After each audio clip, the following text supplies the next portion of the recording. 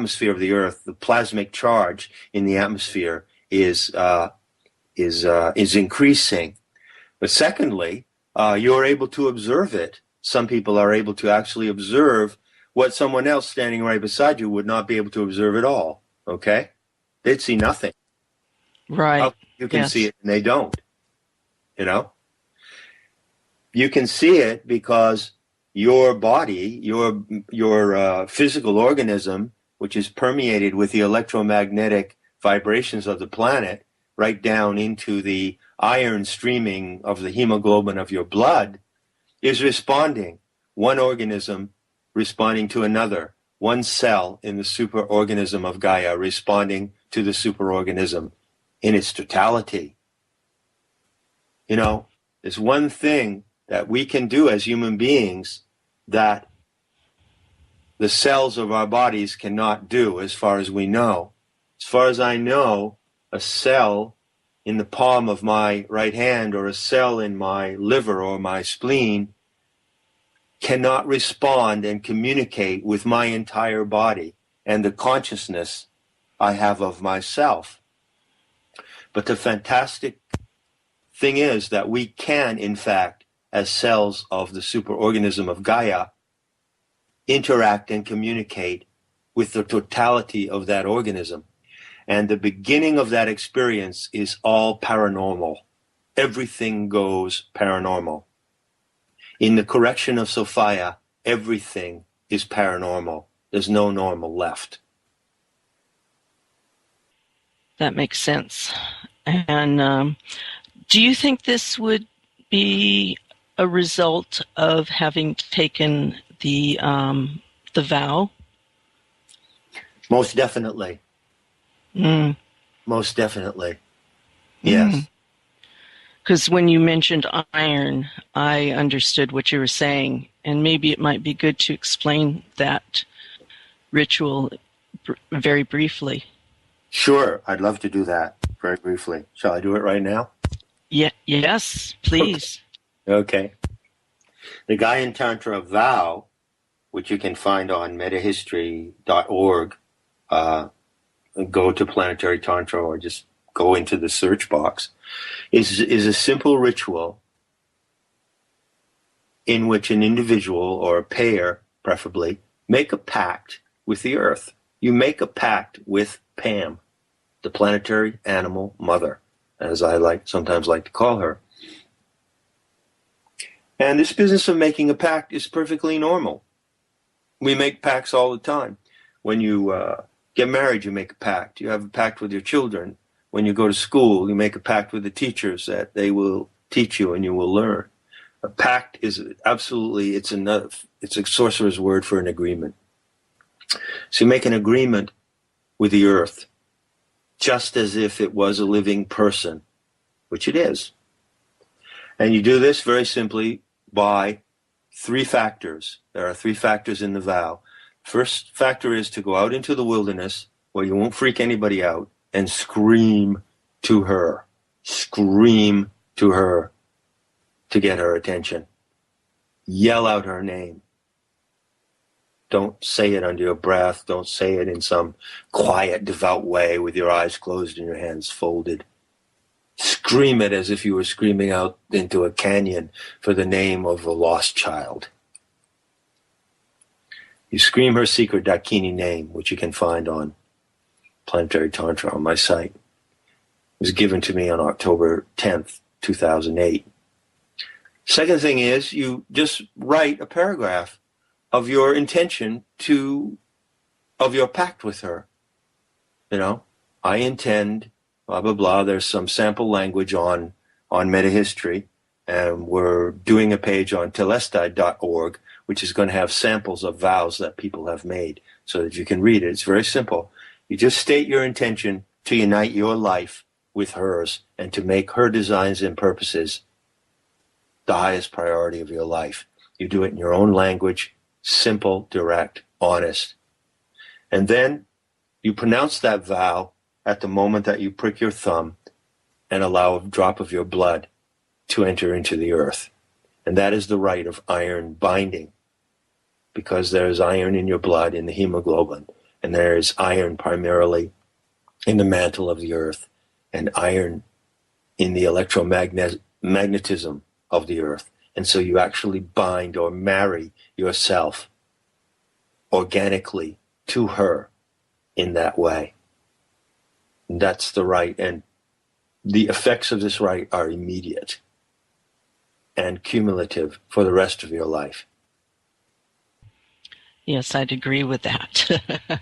Thank you for giving us a brief outline of that, and I hope people will go to your site and investigate it deeper. And I'd like to go on to another question, John. Is part of Sophia's correction an invitation to go deeper into her, as well as a confrontation with the disinfo to go higher? I speak this at risk, hopefully, of evoking sacred anger. It certainly does in me, and ask, what response do you have to the growing beliefs of ascension into higher dimensions, even of Gaia herself? I know you touched on this a little bit, but maybe you could speak more of it. Sure. Let's see if I can come at it in this way. We live in a very difficult moment in time, of a decisive moment in the history of the human species. It's a moment of the most fantastic and unique opportunity our species could have to enter into Sophia's correction, to become interactive magically with the earth in every moment that we live and breathe. Fantastic opportunity. But at the same time, concurrent with this opportunity, it's necessary to face the brutal fact that the human race is splitting in two. And you might compare it to a kind of civil war. Strangely enough, the United States had a civil war, that is to say, two parts of the country split and were in conflict. And there was something that happened during the Civil War in the United States that provides maybe an analogy addressing your question. Have you ever heard the term carpetbaggers? Oh, yes. Yeah. Oh, yes. Yeah. Yes. Carpetbaggers, I've asked a few people who don't know what that term is, so I will just define it here quickly. During the American Civil War, or right after the war, there was a great deal of confusion in the population, and there was a great deal of social and economic disorder, and there were a lot of problems because the colonies had split. They were at odds with each other. Human beings were at odds with each other. It was a time of chaos and confusion, like our time today. And there were these certain hucksters and scam artists who came down from the north and went down to the south, and in order to take advantage of the confusion and the chaos down there and to profit from actually the misfortune of other people, and mainly to profit from the confusion of the times. And they were called carpetbaggers because they had suitcases that were made out of pieces of carpet. So carpetbagger means a con man, an artist, a con artist who takes advantage of people who are in a serious crisis. And there are a lot of carpetbaggers around today as this crisis of humanity unfolds. And it's necessary to recognize them for what they are. First of all, they're usually peddling their wares. And as I said before, planetary tantra can neither be bought nor sold, and there is no possibility that the genuine spiritual knowledge needed by humanity today can ever have a price on it. So that's something to bear in mind.